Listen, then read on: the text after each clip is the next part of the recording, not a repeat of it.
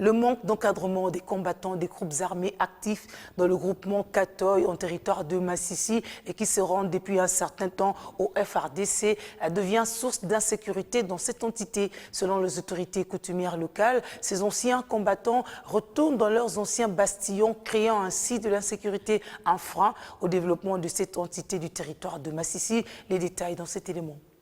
Selon les autorités coutumières de la collectivité secteur de Katoy, en territoire de Massissi, le non-encadrement des combattants Maïmaï actifs dans cette région et qui se rendent au FRDC est à la base de l'insécurité dans cette entité, surtout dans deux groupements, Oufamandou 2 et Nyamaboko 2.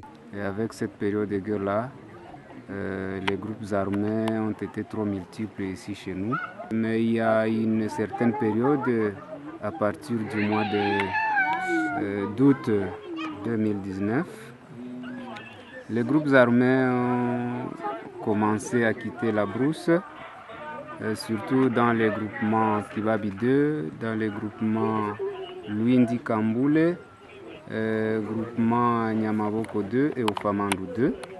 Mais quand les groupes armés sont arrivés au niveau de la province, apparemment ils n'ont pas été bien encadrés et les jeunes sont revenus, ils sont rentrés encore dans la brousse et ils sont partis se coincer dans les groupements Oufamandou 2 et dans le groupement Nyamaboko 2. Et c'est là qu'aujourd'hui il y a encore des problèmes. En croire ces cadres de base, cette insécurité retarde le développement du secteur Katoy, d'où il faut une solution de la part du gouvernement congolais. Les conséquences que nous subissons dans notre entité, le secteur de Katoy, d'abord, ça freine le développement.